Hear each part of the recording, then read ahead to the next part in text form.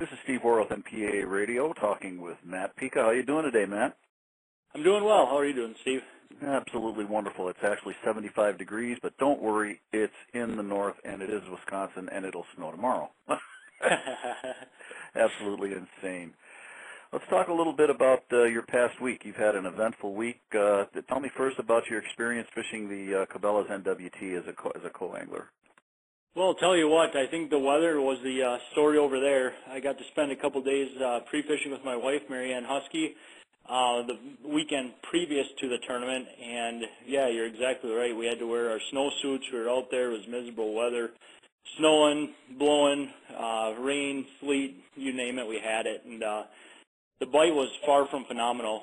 There were fish there, but just had a case of lockjaw. So picked up a couple of quality fish during pre-fishing, and had to return back home to Green Bay for work early in the week, and then scooted back up there for the start of the tournament, fished as a co-angler, and actually got paired up with a couple of pros that tried their hardest, but we zeroed out both days. It was a very, very tough bite. Yeah, that it was. I mean, these guys are going and putting their heart and soul into it. They're running here, running there.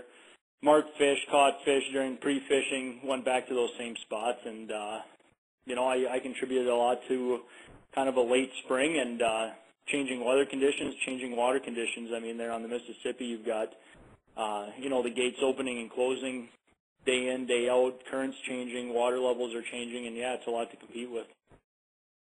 However, when you finished that up, apparently you lit a fire under the vehicle and got it home in one heck of a hurry. And we're back out at the crack of dawn the next morning at MWS, and you did pretty well there. Tell me about that. Yeah, that's right.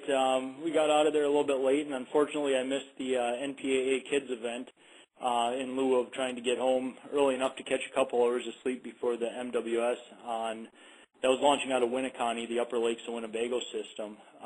Ended up getting about 4 hours of sleep, got up about 3:30, ran down there for check-in, and yeah, it was absolutely zero pre-fishing out on the lakes, but at least a consistent warm weather pattern to go off of. We did pretty well trolling on Pikka.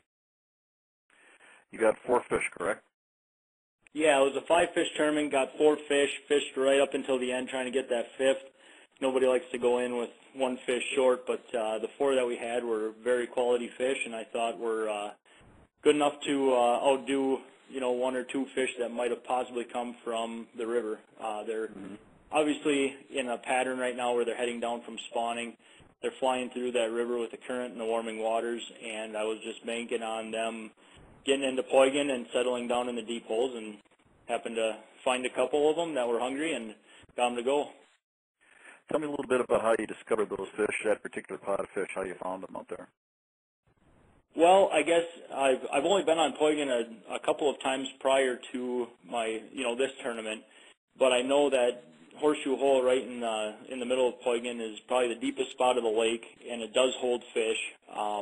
It was actually my second go-to spot of the day. I started off over in Winneconne, made a couple of passes up there, and had 1 short fish, but nothing really that you know, kept my confidence in the location we started. So I scooted over to Pikka in my number 2 spot, started trolling the North Shore, more or less just kind of a reconnaissance mission, if you will, because we didn't have any pre-fishing on that lake. And what I noticed was a group of loons that were centrally located right around Horseshoe Hole that were diving and actively feeding. So I worked close enough to those birds and saw that what they were pulling up was, you know, 3.5 inch, and what I presume is shad, but bait fish nonetheless. And just kind of keyed in on that area, switched the baits up and to a little bit larger baits, number 7 shad wraps, number 7 flicker shads, and ran those back about 45 feet, so we were within that first foot off the bottom, and basically just started doing Cheerios in the middle of the lake around that group of bait fish, and made our first pass through that area and got a double and convinced me enough to stay there the rest of the day. You weighed, what, 18.6? Is that correct? Yeah, 18.5 pounds. So those are all quality fish. Yeah, that's real quality fish for the Upper Lakes tournament. That's a good weight with only 4. So tell me a little bit about your tournament partner. I know in the interview you did up on the stage, you talked a little bit about how you met him and what he did before, kind of an interesting comment or two. Tell me a little bit about that. Sure. Well, Kenny Wegner is a young gentleman that my wife Marianne met in captain's training class this past spring, and I got to know him a little bit. We did some pre-fishing together last year on the Wolf River, and just a real quality kid, love of fishing, has the drive. Wasn't too up to speed on the walleye fishing, but had an interest there, and just like I was back at his age where I was ready to learn, totally into the sport. I've got a couple of people that were very key and instrumental in my life as far as getting me introduced to the species of muskie and also to walleye. And I just saw that this kid had drive, and I said, you know what, there's no better way to start than to just jump in feet first at the deep end and let's go for it. And he was pretty jacked up when I called him and asked him if he wanted to fish with me this year. But, I kind of looked at the situation and said, well, here we got a guy who's been fishing muskie for the last 10 years and a guy who's been fishing bass since he started fishing, and now we're going for a totally new species, and might as well go for it and see what happens. And, obviously we put the program together and kicked some butt out on Poigan. Yeah, that's kind of interesting because that was really, technically speaking, it wasn't your first team event because you fished with Marianne, but this was your first event where you were captaining the boat with a different partner out there, kind of breaking the mold from fishing with Marianne and doing the pre-fishing and things like that. So you won the first tournament that you went out and fished in that mold, correct? Correct. Yeah. And I think a lot of it has to do with the confidence that I've gained over the last couple of years. If you don't go out there with confidence, I just don't think that you're going to succeed the way you want to. And it's the time spent on the water. Last year I'm looking at, right around 90 days on the water, working with Marianne, working with her team, being actively involved in the fishing industry or in the walleye industry with Fishing AIM, a couple of the FLWs, and you basically go to these tournaments as a sponge and try to absorb as much information as you can. So I think I was at that point where I needed to prove to myself I could do this and just needed to jump out of the nest and spread my wings and hopefully start flapping before I hit the ground.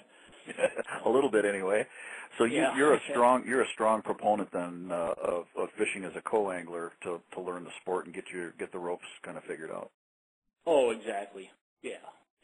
There's no way that I don't know. I mean, there's some guides that go out and fish these waters for 15, 20 years and hop in some of the tournaments when they come through town.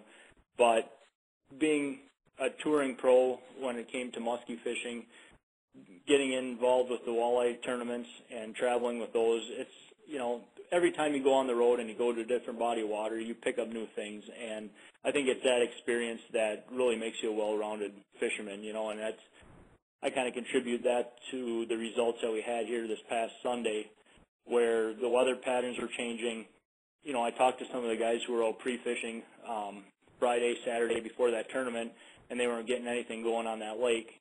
Maybe that I didn't pre-fish, it prevailed, not having anything to go off of negatively for that particular program we were running.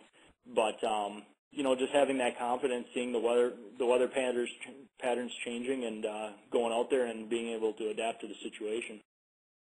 Talk to me a little bit about your new ride. You got a brand new boat this year. I did. I'm running 1875 Lund Impact paired up with a 150 Pro XS from Mercury, and I've got nothing but good things to say about it. Got ample storage, and really this was the first time I ran a trolling program off that boat, and we had plenty of room, and it worked great. I've got a couple of Lowrance HDS 10s on the boat, and when everything's working for you there, I'm going back to the confidence thing.